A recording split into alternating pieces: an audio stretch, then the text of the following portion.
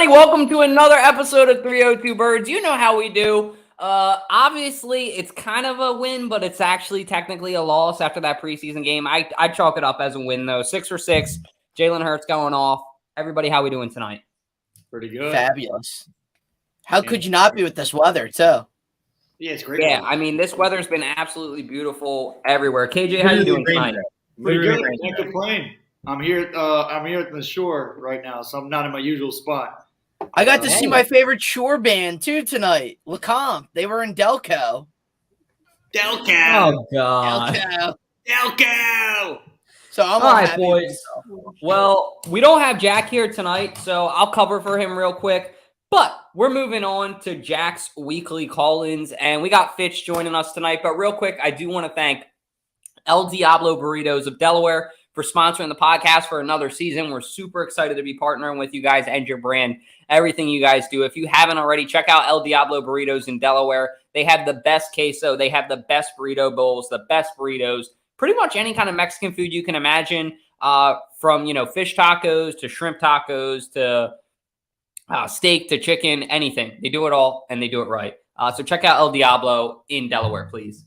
But starting off Jack's weekly call-ins, we got Fitzy, and I know he's going to have some questions for us. So super hyped to have him back on the show. But, gentlemen, let's give a mother-freaking bird call for Fitz. Oh, how we doing tonight, baby? What's going on, gang? What's going on? What's going on? What's up? What's up? How you doing? Man, I'm chilling, man. Getting ready for this commission, man. Hey, yeah, tell them about that real quick. Tell them about the commission. We got the commission going now. It's on the official Bird Gang page. It's the panel, it's the commission. I need my hitters there. There's going to be a lot of other hitters there, and we just going to talk birds. That's what we're going to do. Yeah. Real quick, though, Fitz, I mean, I know you watched that preseason game. You got any questions for us or anything leading up to the season? You know what question I got. It ain't got nothing to do with the Eagles. You know what question I got. When is the game? Okay, I can take this one. I can take this one. As my right knee, Jack, Jordan, and I are supposed to play a basketball game, and Fitz is supposed to come watch. My knee is not in good shape right now, but luckily the doctors say this is going to be a little TMI graphic. The doctors need to drain my kneecap, and then I'm good to play, is what they said. So as soon as I get that done, I'm scheduling the appointment. It'll be quick, just a little needle. They're going to drain some stuff. We'll be good. I feel like this is cap right now. Tom, is this cap? I think that this is cap. Cap? No, my dad talks about having to do this stuff all the time for people, so. Thank you. No, it's not cap. It's not cap. Will it be an All right, excuse thank you, Tom. if you KJ, lose? cap? Will it be an excuse if you lose? Oh, no, Jack is a sneaky athlete. I am a better. Why you got to say sneaky? Why Josh should is you a just give him his grinder. credit? Yeah, no, I mean, I'm definitely I'm like the white guy on every Sixers team who's 5'10", who just he's just gonna keep running. He's gonna get back on defense. No basketball skills whatsoever. Just a grind it out. We're gonna dive for that loose ball and stuff. I'm Jay Wright tough. All right. I'm Archie Diacono. I'm You JJ Redick. Yeah, JJ Redick. Well, I don't know if I have. Except he airballed. That's probably me more of anything. I'm more of the shooter, I'd probably say, but yeah. Yeah. Okay. I played high school ball, so. Oh, okay. Yeah. So Okay. So now that the game is we established some type of timeline. Let's get down to these birds, man. What's Miles Sanders hitting for, man? Dude, I'm not on him. I'll go first. I mean, you guys have heard the injury news and everything that's been going down with that. I mean, we'll get into Miles Sanders a little bit later, but a little sneak preview of what I'm about to say to him. Miles, no more. I mean, the injuries, he's too injury prone. I love him as a player. I literally have a $200 signed card by him right there. I'm invested. And I'm saying that. But, I mean, he's so injury prone, man. I mean, with Gainwell, and you guys know how disposable the running back position is in the NFL, it might be time for him to go. Or maybe at least, we got to see how bad this injury is first for me to fully say that. Because when he's on, he's on. And I do think part of why he hasn't put up the numbers he should is the Eagles really are not giving him the takes that they should. Dalton, I feel as though Miles Sanders is I don't know. He might be suffering from some Ben Simmons, Carson Wentz type mojo. Ooh. You know what I mean? When the pressure get too tough, he tuck his tail and run, man. Like that's just the vibes I'm getting from him, man. I don't know, man. He might. Who's your guy then? Are you a Gainwell guy or what? I like Gainwell, Scott, and that guy they got from Oklahoma, the unrestricted free agent. What's his name? Brooks. Okay. I like them. But I see them going towards that way in the draft. I didn't think Miles was the guy going into the season for this reason right here. But I think he's showing some Carson Wentz, Ben Simmons-ish things. He's just having a breakdown like Rager was having a breakdown last year. KJ, you got a smile on your face. What are you thinking? Yeah, I mean, I agree with the whole Sanders thing. I mean, he is somewhat injury prone. I mean, it just seems like it's just bound to happen again with him. I don't know what he does in general. I mean, with his workouts or something, but something's not working because he just can't stay healthy. He just can't stay healthy at all. So I hate to say it. I wish nothing but the best of luck for him, and I want him to be good and successful. But I mean, Gainwell might be taking his job, so you never know. Yeah, I think anything could really, really happen. For me, at the end of the day, it's kind of time, I think. I don't know. Zeppy, you got anything before we close out with this segment? Yeah, I'll play devil's advocate a little bit. Let's hear it. I am a huge running back by committee guy. Like, I am not for paying running backs. I'm not for, like, being like, okay, our star offensive player is going to be a running back. I will say I feel like Sanders has not had the benefit of a healthy offensive line in a lot of his seasons. Like, since we drafted him, like, our offensive line health has declined. But I also say, you know, let's calm down. It's preseason. I mean, it's not like they're saying, like, he's done for week one. Like, who knows? Maybe if he had this injury, this hamstring injury, like, and it was actually regular season, like, he'd be playing. Like, he doesn't need the preseason snaps. Like, he's got to get his head, like, mentally, he's fine. Physically, he's fine. Mentally is what he needs help with. And you don't really need preseason to get that together. Sometimes that's like a watch from the sidelines, watch a play. The other thing is, I've read that Kenny Gainwell has been completely average this preseason, which is fine. You know, that's fine. I don't think it's too – I would not call it quits on Miles Sanders right now. I think it's too early. If we get to week 3 and he's hurt, he's banged up, all right, yeah. Maybe we can figure something out. But that's just my opinion. Fair point. Fitzy, I want to thank you for coming on as always. We're going to get you on here as the season comes on more. But on your way out, baby, one final bird call. Thank you, buddy. All right, my guys. Y'all be good. Thank you, Fitz. Peace. Yeah, guys, Fitz brought up a really great conversation starter there, Miles Sanders. And if you guys don't know, we'll be getting into that later in the show. But now it's time to get into something a little bit more upbeat. I think that there's a good recruitment underway. And if Era wants to come in for this segment, I'd love to have him on for it. But I think that there's definitely a good recruitment underway for the Sixers. I saw this tweet and I had to highlight it.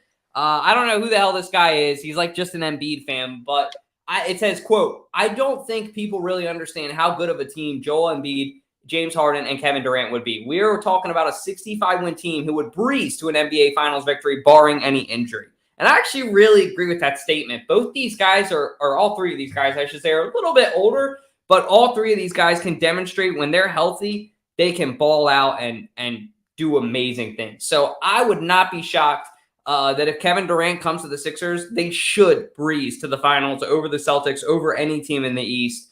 That would be the final piece for me. And I think if Daryl Morey doesn't do everything in his power, which would include trading Maxey, as much as I hate to say it, for KD, we can't waste Joel Embiid's prime. We can't. We need to win now. We need to win in the next 2 years or it's never going to happen. And I said that a year ago. So really, I think next year might be the last year in my opinion. But I'll kick it to our Sixers. And oh, wait, Zeppy, you have something. Yeah, I have a few thoughts on this, if that's okay. One, I will say I have always been on the KD train. I don't know that it is possible to get KD without giving up Embiid or Harden. And I know I've said this from the beginning that I would give up any Sixer to get Harden or to get KD besides Embiid. And I think that is where I'm going to stay. If there's a scenario where we get KD and don't have to give up Harden or Embiid, I'm completely down with it. That being said, our schedule, our last month, is hard. I don't have the exact teams we play, but I looked at it today and I just remember thinking, this is a challenging end of the year schedule. And we start with the Knicks. No, I'm sorry. We play the Knicks on Christmas Day. We start with the Celtics and then we go to the Bucks. So we have a bad 2-game start. But somebody who might know more is my partner over here. So I'm going to slide it on over to him. Hey boys, how we doing? Hey, Sir, yes sir. How we doing? good. How about you? Welcome to the show, Arrow guys. For those of you who don't know, Zeppelin's famous roommate, the Steelers fan, but the Sixers and Phillies fan. How you feeling about this? I'm feeling good, man. You know, oddly enough, last time I was on here for a brief little 5-minute segment, we were literally talking about Kevin Durant, and I was saying that I would give up everything other than Embiid, as Josh said, to get him, and it would be tough to obviously give up Tobias Harris and Tyrese Maxey, but unfortunately you have to make those moves to win now, and that's obviously what the Sixers are looking to do, as evident by all the moves in the offseason, getting DeAnthony Melton, signing PJ Tucker. They're obviously in win now mode, so I just feel like you get 3 of the top 15, 20, 25 players, obviously with Harden being on that fringe there. On the same team, you're obviously in a situation where you're competing for a title. So I would think it's a no-brainer for me. Yeah, I think that's a fair point. Now, let me ask you something. You said everybody but Embiid. Do you think if it was just hypothetically like Embiid and Harden that we were left with after everything, do you think that Embiid and Harden alone would be – or not Embiid and Harden, Embiid and Durant – do you think that Embiid and Durant alone would be enough to go to the conference finals, to go to the finals? It would be harder, for me to imagine. I think if you were to maybe work out a trade where it's Tobias Harris and James Harden and some picks and, like I said, maybe Paul Reed or whoever else they want to throw in there because they need some size still in Brooklyn. But I would say obviously do it because if you have Tyrese Maxey and I'm honestly really obviously everybody's high on Tyrese Maxey, but I feel like he can be an all-star caliber player if you give him enough usage. That's just how good he can be. So I think I honestly think this is maybe a hot take as well. I think Tyrese Maxey is a better player than James Harden. Honestly, I know it's crazy. It sounds stupid, but at the end of the day, when you see it's almost like, I don't want to compare it to football or bring it into that, but it's like Tony Pollard versus Zeke. I'm saying I was on Tony Pollard last year. I thought he was a better player than Zeke. Just if you strip name and you look at the player and what they're doing, it just appears to me that one is more valuable than the other. And I'll say that the same with Tyrese Maxey versus James Harden. I like James Harden. I just feel like at the end of the day, he doesn't move the same as he was when he was in Houston, when he was, even if you want to say Oklahoma City. I just think when you look at him, the crossover is just, it's molasses-like. It's scary how slow it is. And I worry about the longevity. The hamstring injury is still kind of concerning to me because it's kind of it's persisted for over a year now. I just worry about it. So I'm still on Harden. I think Harden, KD, and Durant can lead you guys to a finals, no doubt about it, just because Harden is a facilitator, does make players around him better, other than just because I don't think his one-on-one game is obviously the same, which is evident by his points, but obviously part of that's usage. But still, he's more of a facilitator now. He knows how to get guys in the right spot, knows how to attack matchups. That was the biggest thing last year I noticed, is that when Tobias Harris has a mismatch, when Maxey's got a mismatch, he's giving that ball freely. You know what I mean? He knows to get the ball high IQ, obviously. So I think you guys can do it with him. I honestly am really high on Maxey, and I think he can elevate for sure. It sucks that you had that good analysis and you're very mid at basketball. With that knowledge, you should be way better. Well, I'm not bitching out about my knee being injured and not able. Well, that's you're not an athlete. And if you want to say, not brother, if you want to put, not an athlete anymore. But we want to go one-on-one, what's the score going to be? 11-2, 11-3. And I might give you 3 points. I don't think it would be close. It will be. Okay, all right. Game 1 is me versus Jack. Game 2 is me versus Aaron. But he doesn't want. All right, KJ's repping both. I don't think you're going to you can't even run. You cardio. Actually, Fitz is repping the first. KJ's repping the second. But KJ, how you feeling about the Philadelphia Sixers? I'm feeling pretty good. I think this KD trade is more bound to happen now. I just feel like I've heard some more rumors that KD is really, I mean, he's really upset with the whole Nets organization. He wants to be out of there. So I think the Celtics aren't really committed to bringing him to Boston. So I think, honestly, the Sixers are going to make the move. And I hope they do.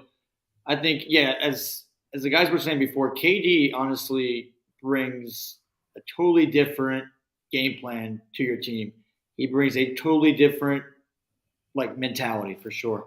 And I think, yeah, that team can be a 65 win team. I mean, KD is that good. I know he's older, but you got some younger guys as well. But if you have to get rid of Maxey, I mean, it is unfortunate. But yes, as Era was saying before, Maxey is an all-star potential player. Oh, for sure he is.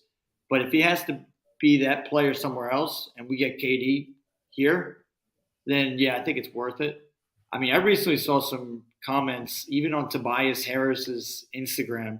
There were some Sixers fans. I mean, they took a picture. I think it was Tobias Harris, Maxey, Niang, and Matisse.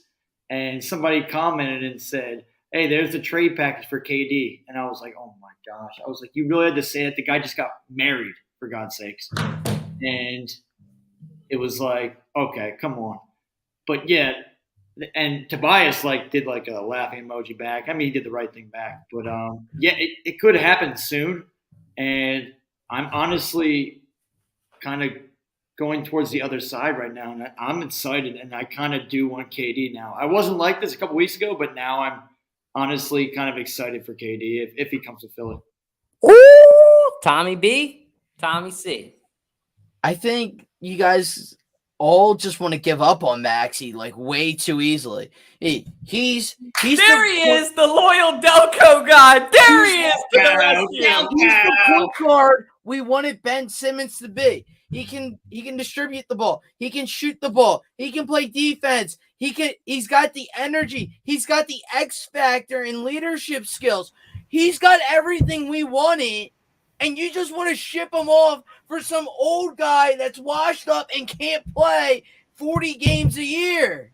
You are correct, sir. He can play. He can. Whoa, that might be a little. You're talking about the 30 point per game score the last 3 years. What are we talking about? Yeah, he whooped our ass when we played him. MB could not stop KD. Tom, I have a legitimate question for you. That's a great score. Yes. I have a legitimate, let's calm down. Okay, let's put the coffee down. It's close to bedtime. Would you rather keep Maxey and have a decent, good team for the next 7 years, or would you rather go for it all, get KD, and fucking put all the house money on the black on roulette table? I don't think you really are You're just swapping KD for Tobias. Now you're missing a shooting guard that you're still missing a lethal three-point shooter. KD is a lethal player. He is a lethal three-point shooter. Harden can be. Harden can be still. He still can. He can be, but we also saw how cold he can go. And when he's cold, he's cold. Maxey, when he's going hot, he's hot. And when he's cold, he's just lukewarm. He's not cold. Okay. Tom is saying this on August 17th, 2022. In 2 years, when Maxey's still in the Sixers and he has a 5-game streak where he can't score and Tommy's calling for his head, I want us to come back to tonight because I know it's going to happen because that's what everybody in Delco does, all right? Write it down in your journal, Zach. Write it down in your journal. But that's enough Sixers talk for tonight, right, Tom? Do you really know what the people really want? I know what Vinny was asking for, and I'll give him that good too. What is it, baby? That ballpark Tommy. You already know how we do. Time for Phillies talk with Ballpark Tommy. Finger stitch. Is it going to be Red October, Tom? Is it going to be Red October? It better be. It's looking good. They're finally a game and a half up and moving into that second wild card spot. The Mets suck. Sorry, Segs, but guess what? I'm not on that Zaza because I don't like New York sports. New York sports suck. They've always sucked. They have the worst fans in all of sports, and they always will. I saw them this weekend. That being said, we need one of our big hitters back for sure. Or if we have Bryce Harper back, Mets are done. If we have Schwarber back, they're really done. And by the way, Eggs, with Harper back, you don't win any of those games this weekend because we finally have a pitching staff. We don't have a bullpen that's misled, and we have what it takes for a red October and a long red October, possibly even to a red November. Could we be watching the World Series on Dutchie's B-Day? I hope so. I thought it ends October 31st. It's like if every series were to go the full max, like the first round goes 3 games, the second round goes 5 games, the championship series goes 7, and the World Series goes 7. It goes to like November 3rd. Okay. Zep, Arrow? Yeah, I'm gonna kick it to my expert Arrow here. Yeah, dude, I'm telling you this right now. Phillies have the longest playoff drought in the NL. This is the year. I mean, it's got to be the year. It's been 500 baseball the last 3 years, or ever since we got Bryce Harper. Really, this is before that was worse, unfortunately. Oh yeah, we're talking about bottom feeding baseball team in all of it.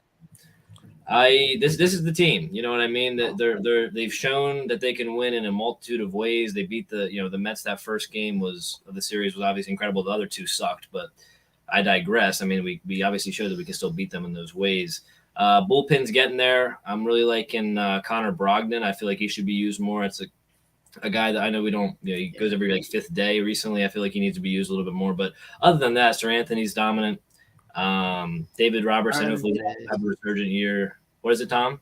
Other than today, but right. Today was not. I mean, today was kind of just a shit game, but yeah. Ultimately, it's the offense needs to get going a little bit here more, but obviously they're still kind of looking for their star to come back. And I'm thinking Tuesday. I think Tuesday's when his rehab starts, his rehab assignment. So yeah, I'm telling you, we're catching our stride, and we don't even have our best player. So it's one of those things where you end up adding on to your playoff roster literally a top 5 player in the whole league. So we do that. Pitching stays solid. We have at least 3 really really dominant starters right now. So it's going to be tough to win a 5-game series off us. I don't know what they made some really good moves obviously at the deadline to catch some gloves. Edmundo Sosa and obviously Marsh, who I think took an injury today, but hopefully it's nothing too serious. But this team I can't say I've been as excited this late into the season in like the last 7-8 years. Honestly, it's all right. That was a very technical breakdown, Tommy. Let me paint you a picture. Yes. Okay. It's the Friday after the World Series. You got a gray hoodie on underneath your Bryce Harper jersey. You're wearing khakis and Timbs on Broad Street. All right. The parade bus drives down. Bryce Harper throws you a cold one. The mountains are bluer than you've ever seen them. The light poles are Crisco'd. Oh, and the mountains. Oh, boy. The mountains are blue. That hasn't stopped me yet, Arrow. That they're You catch it. You open it. You chug it. The Phillies are World Series champs. All right. That's what we're looking at here. Dalton, what jersey is that? Thank you, B Harp. This is the best Bud Light I've ever had, and I love wearing a hoodie in the middle of fall, enjoying a Phillies World Series win. No, I'm going to be fucking right there with Tom, probably in a fucking park because it will be too cold for me. And I'm going to fucking moss him for the beer. I'm going to drink beer if fucking Bryce Harper's throwing it. This guy's a fucking legend, honestly. And you guys said it earlier. I think Arrow said it. I'll take it real quick. This is our year. It's got to be. I mean, I don't mean that in the context like we're going to win the World Series. I mean that in the context of like it's this year a bust. I mean, it's the same thing for the Phillies, for the Sixers. The Flyers are dead, and the Eagles are a new chapter. That's where Philly sports is right now, unfortunately. But yeah, I mean, you guys got to go all in. I did like the trades that they made. I like bringing in March. I like bringing in Robertson for the little bit that I know about the Phillies. And Bryce Harper coming back, hopefully September 1, should give the Philadelphia Phillies the necessary playoff push that they need. KJ? So I was actually at the Mets and Phillies series this weekend in New York, and I did get flipped off like 5+ times, but I mean that's not the I'm point. surprised they didn't spit on you more. They spit on Schwarber when they were here last time. I mean, my friend got literally clapped in the face, so it was some rude people there for sure. And I was told to go back to Philadelphia. I said gladly, thank you. Yes, I will go back as soon as possible. I want to get as soon as possible. New York fans really are the worst. A new vlog dropping tomorrow night, by the way. Yes, there's gonna be a vlog dropping tomorrow on my New York trip. So, yeah, it was pretty cool. It was a good trip though, besides the losing baseball. But yeah, honestly, what I saw, I mean, I wasn't at the game the Friday night, but the 2 other games I was sadly at, and they just couldn't. Honestly, when Wheeler was pitching, I mean, that was the Sunday game, and it just seemed like he couldn't get anything to go.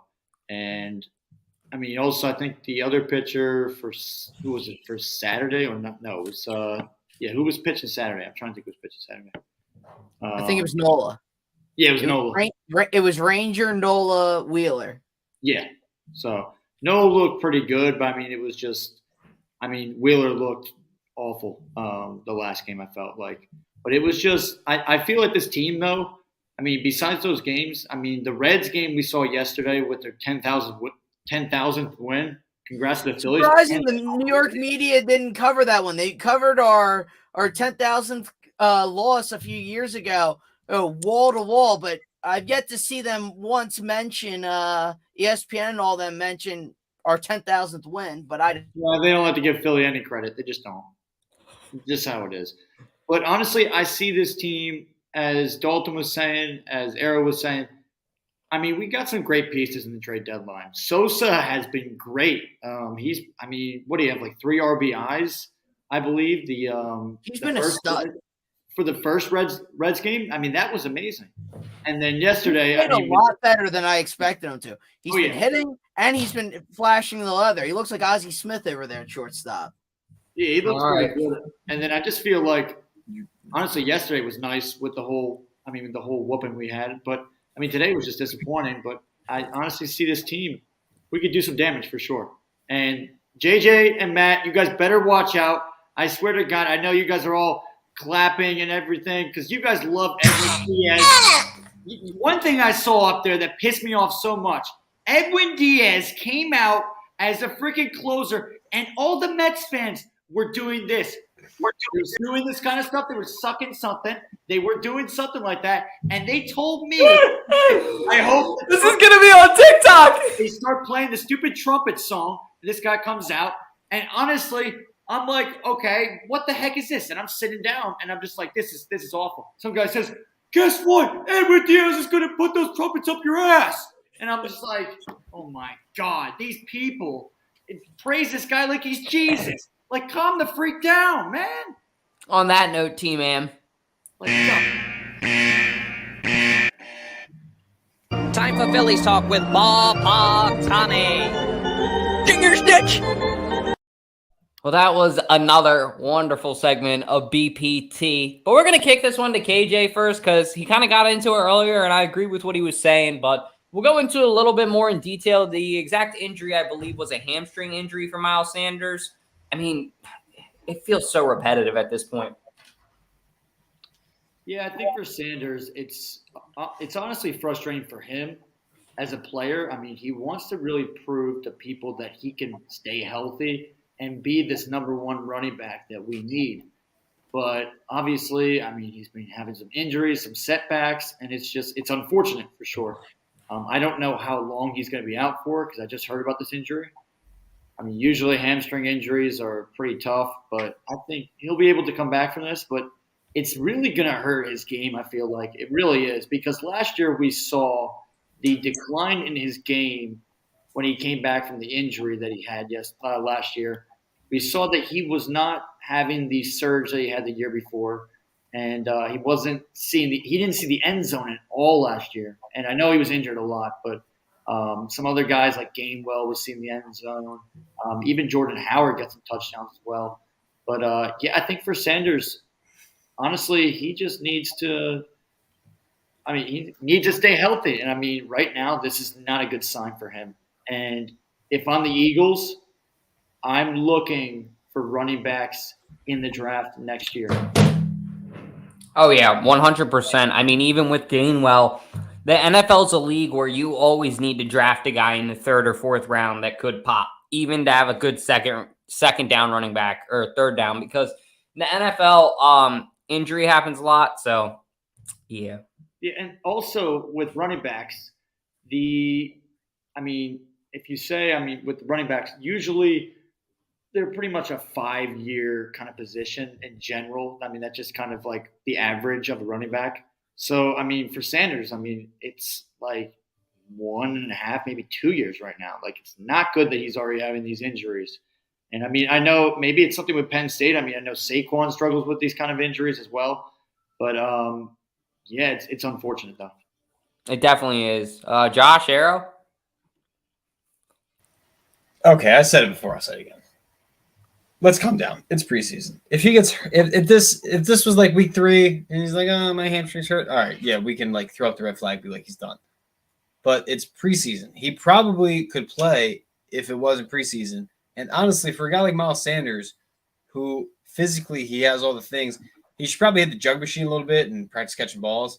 But mentally, like, he needs to get that mental rep on the sidelines watching and be like, okay, yeah, this is how this running back hit the hole. As soon as he hits the hole, he's stopping. Like, he needs to like watch like people either do the wrong thing or the right thing and gauge like which one's which.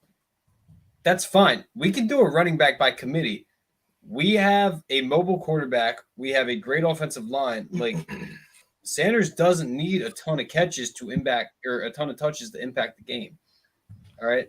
Now, if at the end of this year, whenever his contract's up, we want to have him like let him test free agency and then see what happens, that's fine. Like, I don't want to throw the bag at him. I don't want to throw the bag at any running backs.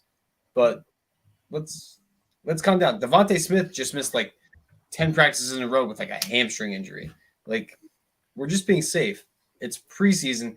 Preseason is not the same that it was a few years ago, right? You have more film. You can refine your game from the sideline. You can watch videos. You can still hit the jug machine, catch balls. You can still do walkthroughs with the offensive line, right? Like, half of being a running back is just knowing where to hit the hole and when to hit the hole. So I'm not freaking out yet. So outside perspective, not an Eagles fan, I would be freaking out if I was an Eagles fan about Miles Sanders. I mean, the guy doesn't – the best ability is availability. The guy doesn't stay healthy. He's a talented guy. Dolan, you said earlier about getting him more touches. The problem is he can only handle about 10 to 12 touches in a game, because if you're trying to give this guy 15-plus touches, 20 touches in a game, he's going to get injured. I mean, it's just a fact. It's been proven. It's been shown. If you give him 2 games of 12 touches and then he gets hurt, that's 24 touches total and he gets hurt. That's just a regular correlation at that point. He's a talented guy, don't get me wrong. Kenneth Gainwell has shown more availability, I should say. He's I don't know if he's as talented as Miles, but he's a very good pass catcher. He knows how to, he's a decent running back. I wouldn't say I'm excited for the Eagles running backs, but I will say that Jalen Hurts, as Josh said earlier, mobile quarterback makes all the difference for you guys, because he had 10 rushing touchdowns last year. That's 10, that's a huge supplement in that department that you don't have to worry about, versus obviously with other teams that don't have that luxury. So I think Jalen opens up a lot for that. I think Miles Sanders, if he can give you 8 to 10 games of really healthy Miles Sanders where he's good, that's awesome. That's great. And I think Gainwell and the other backs on the roster and you kind of fill in the pieces there with Jalen. So, and the offensive line is great too, like you said. So I agree with most of what Josh said, but I think Miles Sanders, the injury history, a little bit concerning, because a lot of the soft tissue too. It's not like it's just, like I have some bone, like a broken bone issue or something where it's concrete and understandable where it needs to be. When you have these soft tissue injuries, that kind of like what I was saying before, it's like with Harden, they persist, they last for a long time, and once they do last for a while, that's when you start to worry about a player's burst, their acceleration, their ability to hit the hole.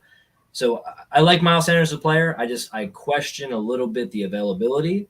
But if he's able to play and get you those, kind of like Chase Edmonds, similar to a guy out in Miami, he's a really good player when he gets the ball, but he's known to not get those lead back role because he's not able to handle that workload. So, fair point. I got to give a quick introduction, Tom, real quick, to somebody. Entering the podcast, standing tall at 5'10" from Boston, a St. Joe's Hawk, B-Mike. He's back, baby. Oh, he's so bad. Be back. And he's looking better than ever. Thank you, Salucci. I appreciate that, man. Where'd you get the nickname, Tommy? Is that self-given or is that That's a Dutchie. That's all Dutchy. That's all Dutchy. All right. I like it. Sitting at the ballpark one day, and Tom's just looking all ballpark Tommy, looking like, an old school guy from the 30s. Come on, what are you doing? Screaming at him. And I just thought to myself, holy shit, this is my uncle ballpark Tommy. Hell yeah. Well, I know in classic Boston fashion, I have to rep the old Super Bowl. I thought you were going to come out with the Aaron Hernandez tee tonight for us. No. We buried that one. Come on. That was more college. On a side note, B-Mike, I know that you really do like this guy because you and I have talked about him in the past. What are you thinking about Miles Sanders' injury? Are we all counting him out too early, or what are your thoughts? I loved him at Penn State. He's a really hard runner. But, I mean, I've heard what you guys had to say, and it shows on the field, right? He just doesn't make it there. I also think that your coach, I don't know, maybe you didn't give him enough carries, but you did, and he just got hurt. I don't know. I was a huge fan of him, so I'm biased here. But if you could point to one part of your offensive roster, running back would be it. Like the real weak point that you could improve on, it would be there, considering he can't get on the field and stay on the field. So, yep, fair point. I 100% agree with that. T-Man? I have to kind of just agree with everything Josh said. The one reason I'm not freaking out over Miles Sanders is one, we have an outstanding offensive line, and we see what that can do. Look at Saquon Barkley. They have a shit line in New York, and he's getting shut down because they have no line. So because we have a great line, and the second point being, we've always kind of done this running back by committee thing ever since LaShawn McCoy's been gone. So however many years that's been, we've always kind of done this running back by committee thing. And it worked really well in 2017 to win a Super Bowl. So take it for what it is I think just because of how we use our running backs, we're a little different than most teams. If we were like a Giants team, or we were like a Rams team, then I'd be freaking out because we don't have our bell ringer. But we've never really used a bell ringer for the last I take it's 8 years at this point. LeGarrette Blount, I think he wasn't. He still wasn't really, because we were putting in who was the other guy? It wasn't LeGarrette Jay Blount. Ajayi. Yeah, Ajayi, and there was one other, and Corey Clement. And Sproles, between the four of them, it was still getting dished around. So we still didn't really have a true bell ringer that year, or we did when we had LaShawn McCoy. So it's not I gotta freak out now. It's just okay, he's hurt again, whatever. It didn't really hurt us last year when he was hurt all the time. Why should I freak out now? Yeah, I'm just gonna replace him next year. That's all that means. Moving on now to our next topic, I guess we're going to talk about my guy. Somebody, Tom, you mentioned we haven't really had a elite guy at a position in a while. Well, guess what? Flip it on the other side of the ball. B-Mike, the football knowledge guy. What is the opposite of a running back on defense? You're muted. Running back on defense, I would probably say safety, hard-hitting safety. Yeah, I'm right there with you. Safety or this guy, man. This guy could be a running back, I think. What do you think of this kid? The Eagles snagging him in the 3rd round. 5 tackles in his first preseason game against your rival Jets. We're already calling him Jesus Christ over here. Well, in classic Philadelphia sports fashion, you're jumping the gun. But I did like him coming out. I'll just go overall defense on this. You guys have studs everywhere. There's pretty much no spot where I'd say that you have a glaring weakness. And this guy will just add the depth that you guys pretty much already have. And he is going to be a playmaker this year, but I wouldn't necessarily say he's going to be the playmaker on your team. Yeah, I mean, do you think that he did have the green dot on his helmet, which means that he was our play caller on defense? Could you see him at the end of the year being the lead play caller on defense, or would you rather give that to somebody else on the defense? That's tough. I mean, because you want him to learn. As a Pats fan, we've always had veterans running that green dot. So for biased, I would say no. But then again, you guys were running a different organization. So if it was me, I would say no. But looks like he's starting to get reps already. So we'll see. Yeah, I guess we'll see. KJ?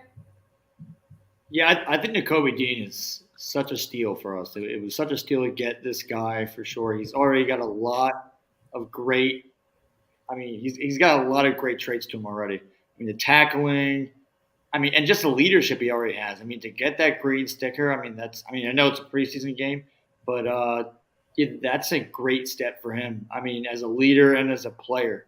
So I'm excited for Nakobe Dean. I'm just really excited for this whole team.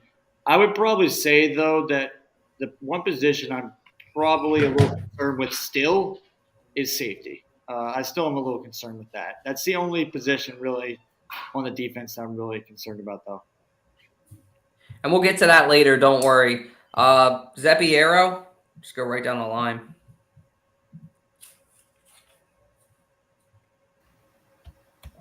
My bad. I'm sorry about that. Yeah, I agree with KJ. Safety is still a position that we don't know. Again, they're not asked to do that much in this defensive scheme. I think Nakobe Dean is good. I think TJ Edwards has played well. Reddick has played well. This is the least concerned I've been for linebacker. I just really don't like Gannon's scheme. I think Gannon, if Jack was here, he'd be like, oh, what scheme? I get that. Gannon said that. It's fucking stupid. Our safeties have no responsibility, which I think might actually be a plus this year because they might be little booty cheeks.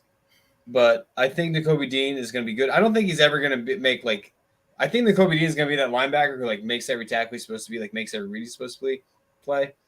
But he's not going to be a Luke Kuechly where he's just oh my God, this guy is amazing. So let's maybe tone it down to Jesus Christ 2.0. Okay.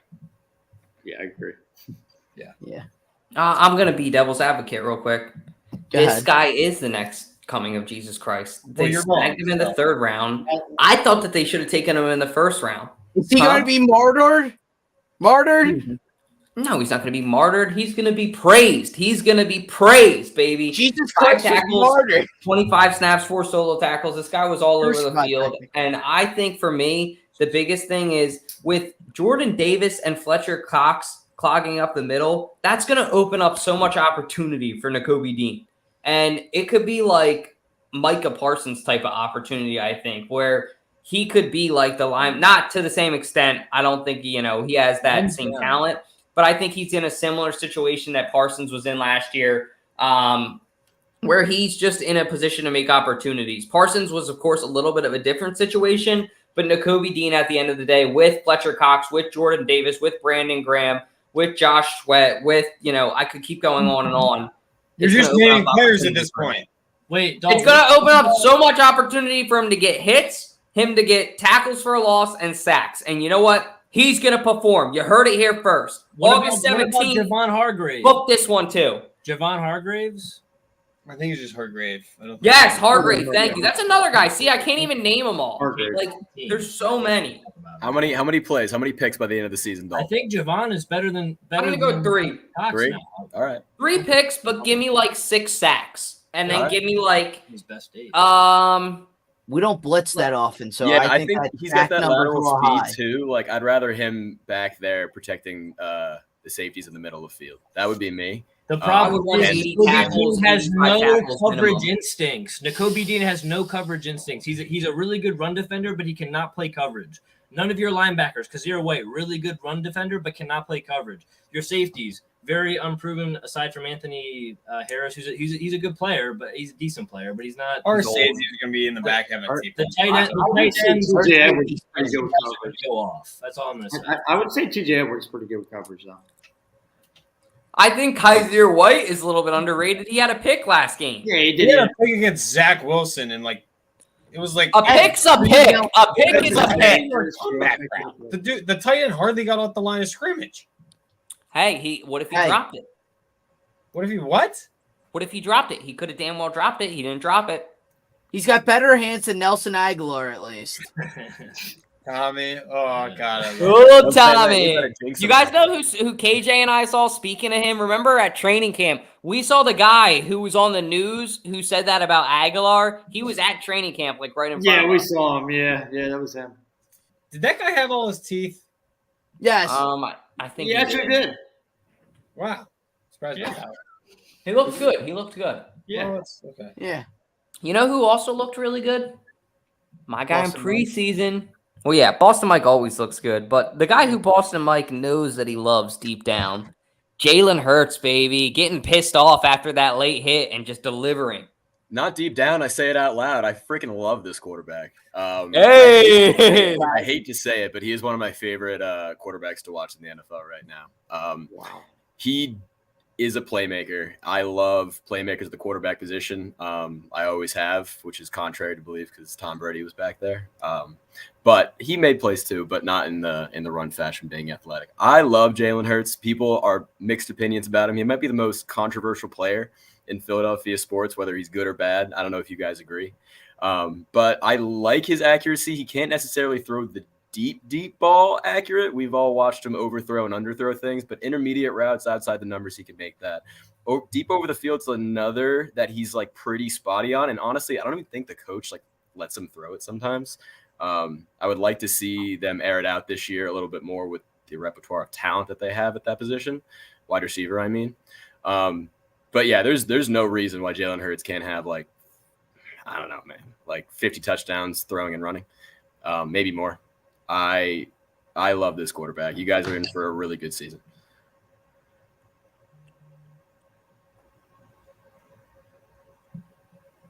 I'll take it next, Dutchy, if you really want me to break the awkward silence. Everything Boston Mike said is correct. Cannot disagree with him at all. Which gives me, as he knows me as the very biased Philly sports fan that I am. And I know him as the very biased he's not very biased, but the biased, we'll say just biased New England fan that he is. Gives me a lot of hope for this year. So, I like him. I agree. I don't know why he gets so much hate. I think it's just because they always want a quarterback controversy on the radio, in the sports radio down here. That's why I think he gets mixed opinions. But, what you call it? He definitely needs to figure out the deep ball. But it sounds like from training camp this week, he's been hitting those tight windows with A.J. Brown from what I've heard and seen from not WIP people, because WIP just wants to hate on him nonstop. If I could steal it for a second just to say what he could work on and that I think it would make him that much more dangerous is the RPO game. I think it's very like they just got to let him run it. They got to let him run it. They got to let him make mistakes. He's going to make some mistakes. He's going to have the craziest football IQ, especially post-snap, too. He's just slow to react. But the only way you're going to get better as that is, like, you just got to let him throw. You got to let him do that. But if he can nail that, I think you got a quarterback for a decade plus. Absolutely. He's going to jump, like, literally he's going to – if he can keep up, he's got the mental. We can tell because everybody likes him. Unlike, unfortunately, Carson, my boy. You mean the maturity, right? You mean maturity. He still admits that he likes him. I still like him somewhat. But I thought you retired from the fan club. I did retire from the fan club. I do hate him now because he's on the Commanders. And I can't cheer for anyone on the Commanders. Especially when when Commanders fans are calling him Commander Wentz. That's the stupidest nickname ever. So I do hate him now just because of that. That's what happens when you show up at Hell's Commander Wentz is going to be standing there. What? Commander Wentz. That's at Tom's hell, Commander Wentz, and he's like, yeah, I just got traded to Dallas. Tom, no! I made it to hell! I mean, even beyond being a likable guy, he's shown that he has the mental. Even when he's in college, he obviously was able to get benched in that championship game, be able to bounce back and go on to be a Heisman finalist at Oklahoma. He is a really talented guy. I'm excited for Jalen Hurts. If any of you guys out there in your fantasy leagues, this guy's a possible league winner where you're drafting him in the round 7, 8, 9. You know what I mean? You can get him in that late. Depending on your league, but I think he's going to be a really decent quarterback. I don't know about 50 touchdowns. Running and passing, I meant running and passing. It's a little steep, even beyond that, because he had 10 last year rushing, and it's like he's going to throw 40 touchdowns, probably not. But regardless, I digress. I think he's going to be a really good player this year. I think part of the issue is that people overreact to one playoff game where he's playing against Todd Bowles, one of the best defensive minds in football, one of the best schemers, game planners for a quarterback, especially like Jalen Hurts. The preseason was great. I think A.J. Brown is going to be huge for him. It's going to be a guy that really lives in the middle of the field, which is what Mike was saying earlier. Jalen Hurts really hasn't been tasked or challenged to go over the middle of the field, especially with Devonta Smith, where he's kind of a smaller, slighter frame, where he's not going to be wanting to go inside so much. Devonta obviously excels on the outside of the numbers. Which is obviously where Jalen does well as well. But it's one of those things where you have Dallas Goedert, you have A.J. Brown, you have guys that can occupy the middle of the field and be dominant. You have to be able to take those opportunities. And, I believe this is a big stepping stone for Jalen Hurts. I think he's going to take a big step this year for sure. He does need to scramble more. Yeah. I have no opinions on the matter. Actually, I have a question. Can anybody tell me how many Jets defensive starters started that game? Anybody know? I don't know. All right, yeah. So not a lot were starters last year, so I mean that's true too. Not a good thing. I know Sauce Gardner was in. So let's pipe down on this. Let's everybody calm down. Last time we saw Jalen Hurts, he can't throw the deep ball, which is fine. Honestly, Carson Wentz really couldn't throw the deep ball either, if we remember correctly. The issue is Carson Wentz stayed in the pocket, so he was like getting sacked for like the third time in the same play. Whereas Jalen Hurts will leave too early, which I don't know which one I'd rather have. I don't necessarily I don't know that one's worse than the other. I think Hurts is a good leader. Mentally, he's got what it takes. He is somewhat inaccurate. He can't throw the deep ball, and he still does have issues reading defenses. That might just be that he's young. I've said it before. My biggest issue with Hurts is that the issues he has now are the same issues he's had since freshman year of college, which maybe isn't completely as false because at Alabama, he had a different offensive coordinator every year. Then he went to Oklahoma. Then he got drafted by the Eagles, has had two different head coaches, two different offensive coordinators, obviously.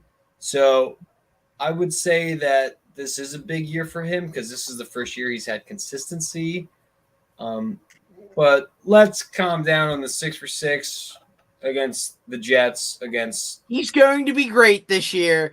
We're winning the Super Bowl, Josh. This is our year, baby. Jesus, Tom. Calm down. Hey, you got anything to say? Who, me? Yeah. Hey, you. All right. So for Hurts, I'm excited to see him play this season. But, yeah, I would probably agree with what Zeb was saying. Yeah, I mean, it was the Jets, and it was preseason. But honestly, Jalen Hurts is showing potential. I mean, recently, I think it was in practice. Was it yesterday? He had like 5 touchdowns passing. I mean, that is practice, but that shows improvement for sure. And it seems like he wants to be a better passer in general. And I'm excited to see what he can do. And he's got the talent around him. And I mean, if Howie Roseman didn't really believe in him, then he would have not went out and got his best friend A.J. Brown, build the offensive line, build the rest of the team as well, and also build a defense if he didn't believe in Jalen Hurts. And I think, honestly, Jalen Hurts is going to have a great season, and he just needs to stay healthy. He needs to use that offensive line to his advantage and just play his game. And if it's a little different than last year, I think, and if he has a better deep ball, it's going to be sky's the limit for him. So I'm excited to see what he can do. Yeah, it's going to be really, really interesting to see him. Matt Bear right there saying that he's going to see the Bills and the Bucks in the Super Bowl. Quick opinion on that, KJ, before we move on? Yeah. Oh, about the Bucks and Bills? Yeah. I would love to see the Bills go to the Super Bowl. I would love to see that. but I just feel like the AFC is so strong, especially AFC West. So I feel like that division most likely will be represented in the Super Bowl. I don't know about the Bucs. I know that Brady is back and everybody's all like, "Oh, Tom Brady this, Tom Brady that." I don't know with the Bucs going to the Super Bowl again. I just don't see it. I really don't. I see some other teams maybe making it, but yeah, we'll see what happens. I would love to see the Bills go. I would love to see that though. You want to go ahead and take this first too? Yeah, sure. Biggest weakness for the Birds. Yeah, I mean, I was kind of going with it before. Safety. As you can see, Anthony Harris. I mean, he's a great safety, but at the same time, though, a lot of his instincts last year, I just didn't really agree with. And I think that position that we have, I mean, we lost Rodney McLeod. So we honestly, I think, what is it now? Is it so you got Anthony Harris and you got, who's the other guy we got? He's a big hitter. Marcus Epps, I believe. Is he starting safety now? Yes, it is Anthony Harris and Marcus Epps, unfortunately. That's wild. Please don't. That's wild. Yeah, I like Marcus Epps, but I don't know if he deserves to be a starting safety. So, I mean, I know that we were saying maybe about a month ago, we were saying, hey, go for Jesse Bates. I mean, that would have been awesome to go for Jesse Bates. But, yeah, I still think this team needs a key safety, and the defense will be elite. I'm dead serious. I mean, this defense is scary looking. But, yeah, the only thing that I really am a little concerned about is safety. Because, I mean, over the years, I mean, ever since we lost Dawkins, I mean, the safety position, except for Malcolm Jenkins, has been kind of shaky for us. I mean, sometimes our safeties would just get burned by wide receivers or, heck, even tight ends. So I am just always very weary about the safety position because I think it's very important. Yeah, I agree with that 100%. I agree with that as well. My one thing is that I'm concerned about with that, like the running backs, like it's a weakness, but it's not our biggest weakness because we play, as I said earlier, a rotation, so you can kind of hide like a little bit because you can mix in different personnel so easily there. At safety, you're on an island a little bit. And let me ask you, Dutchie, do you know this name? Does this name ring a bell from the Super Bowl? Eli Apple. That name rings a bell. What happened in the Super Bowl to Eli Apple? He got toast. And that's what I'm afraid with our safety group is we might make it to a But big Eli game. Apple's a cornerback. I feel like a cornerback, you're more on an island than a safety. A safety, you can kind of back up. Like when you're a corner, you got to literally read some guy's instincts. What a wild thing. Yeah, you do have to read. You do as a safety too. I hear your point. Yeah, and that's why if the corner fails, the safety's supposed.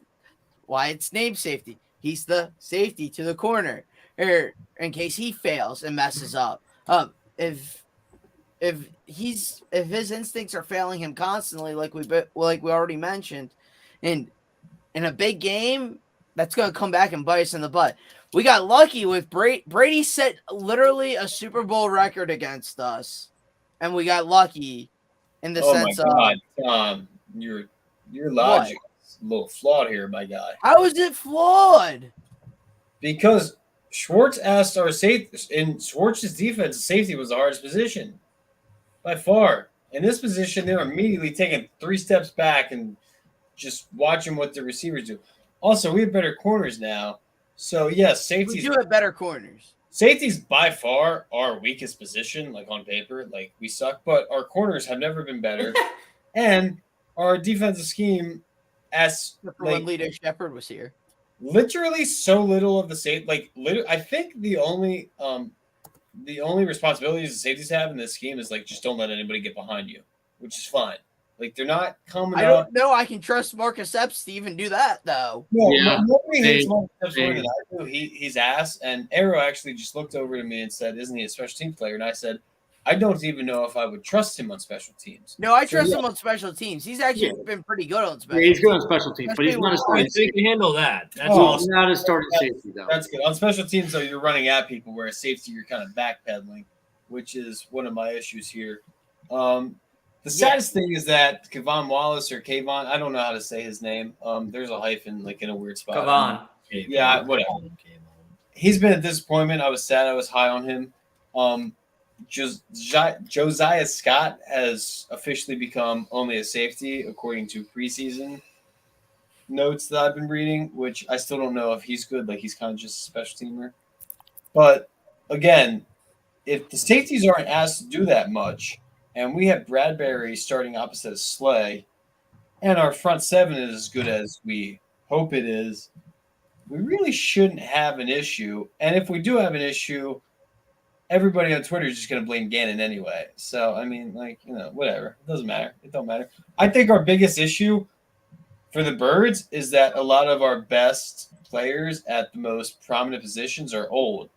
BG, Fletcher Cox, Jason Kelsey, Lane Johnson's getting up there. You know what I mean? So it's Bradbury's old. Bradbury has It's also slow. Knock on wood. It's extremely slow. Bradbury has a good injury history, whereas he stayed healthy, consistent. Same thing with Slay.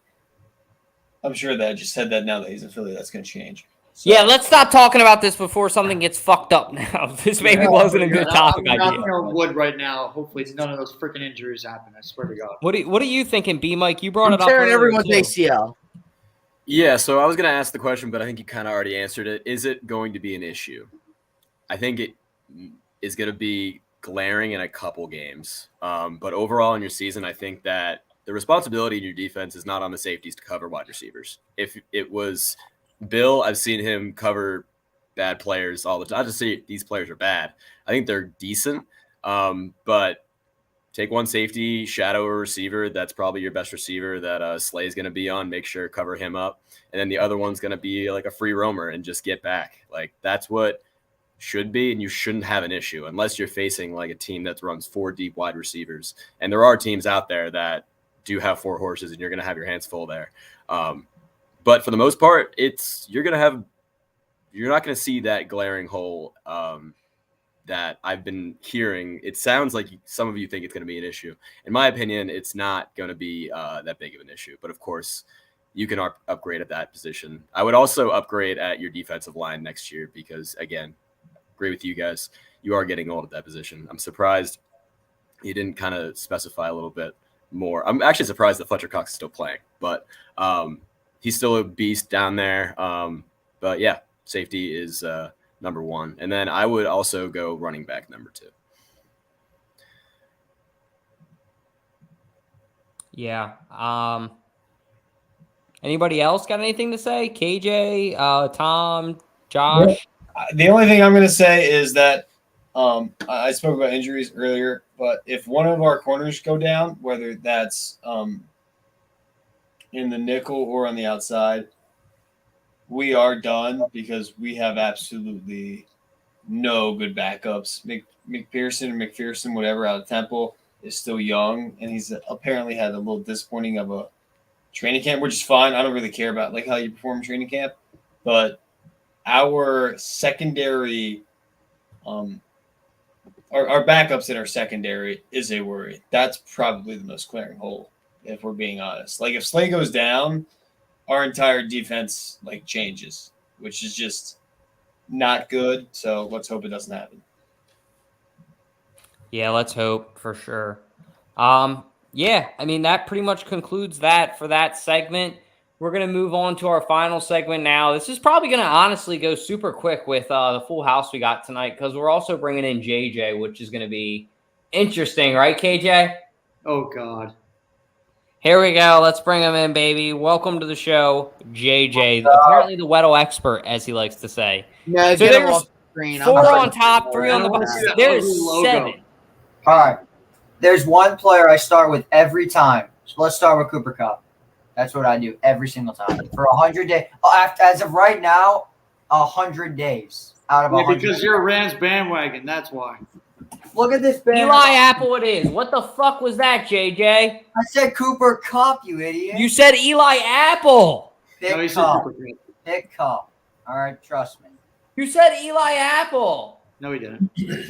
All right, wide receiver. KJ, I'm kidding. Oh, okay. Wait. What does yellow mean again? Explain the rules. Yellow means that it's close. Green means that it's head on. So this basically means it's a wide receiver. It's close to 6'2". Its number is lower, but close to 10. So see these arrows here too? That means that he's taller than 6'2". Numbers lower than 10.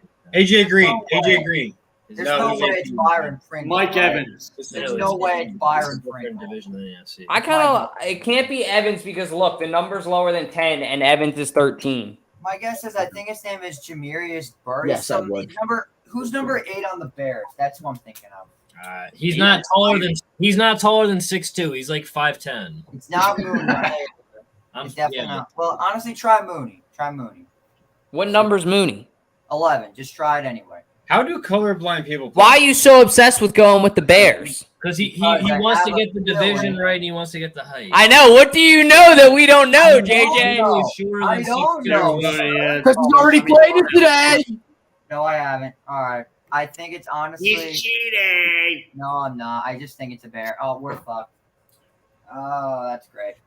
Just go. Oh, that's great. Are the Mets fucking up? That sounds great. No, we're only down. We're only up by 1 now. It's all right. Who's that wide receiver that plays for the Packers that they just got? Christian Watson. What number is he? I think he's like number 13 or something. But what's his height? He's small, right? He's tall. He's tall. I know that Mooney is over 6'2", and there are not many guys that. I don't know if Mooney's taller than 6'2", brother. I think. Who are you thinking, Arrow? It's tough. It's got to be. He's 6'4". He's in the NFC. He's not in the West. Yeah. It's tough. It's so hard too because I only know most of probably. Yeah, it's tough. It sounds kind of like Kenny Golladay, but his number isn't high enough. Yeah, the number. I want to go with Pascal because I feel like he fits the mold. No, I think his number. It's supposed to be Pascal because he is number 3. He is 3. But no, it's nothing close to that. So there you go. At least that narrows it down. So it's not East. It's not West. I'm going north or Wait, south. it's in the NFC. Wait a second. I'm looking at the age. Maybe is it Drake London? Because I think he wears like number 8. I think. What number is Drake London? I like it. He's 5, but I like it. He's 5. Let's see. Ooh. Okay, it's 6'4", and he's in the NFC North. In the North. Just. It's not. Christian What do you think, Arrow? You think he knows something we don't know? Wait, what Christian number Watson's is Alan 6'4". Lazard? What number is Alan Lazard? He's 6'5". He's 6'5". Okay, never mind. Freaking Christian Watson. Darnell Mooney. Call it a day. Darnell Mooney's number 11. Yeah, well, Christian Watson is number 9. Yeah, but he's not that tall. And he's 6'4". Yeah, go Christian Watson. Just do it. I don't think it's Christian Watson. I think it is. But I don't think so. No. Oh wait, is it Devin Funchess? No. So is he number 8? No way. Devin Funchess I don't think Funchess is. Funchess, I don't even think is still I forgot Funchess is still in the league. in the league. No, but he was on the Packers. Oh yeah, you're right. It's why it's definitely. I think it's a. Wait a second. Tight end. What is this? Hold up. Who's the guy that the Bears got? That's, It's JJ Arcega-Whiteside. Yeah, exactly. Who's the guy the Bears traded for? Who is it? There's one tall guy I know the Bears traded for. Oh, N'Keal Harry. N'Keal Harry. But try it. Yeah. Why do you want us to go with the Bears so bad? Let's go! Oh my God, JJ! Animal. I'm the wild goat. Animal. N'Keal Harry's probably one of the worst receivers in the league. Yeah, he's awful. Benjani. I banished him from my memory. That's why I didn't get it. Hey, Best day ever for JJ. That's right. He did play for the Patriots. Yeah, what are you talking about? I don't have a recollection of what you're saying. I don't like. He's our Nelson Aguilar. We don't another talk about him. Belichick bust. Nelson There's been a lot Aguilar of those recently. played pretty well though for you guys. No, he was a first-round draft pick. That's not first-round draft pick material. You're But right. you knew what you were getting when you got him, though.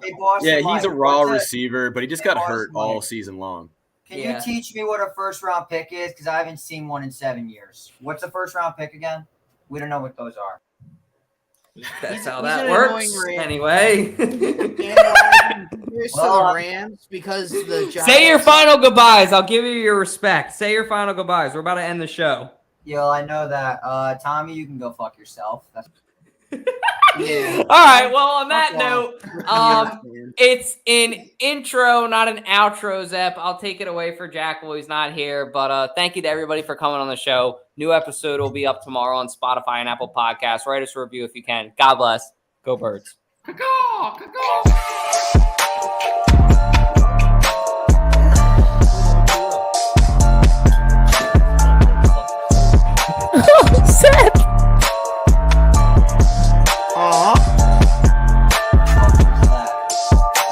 Look at that strip sack fumble, B Mike.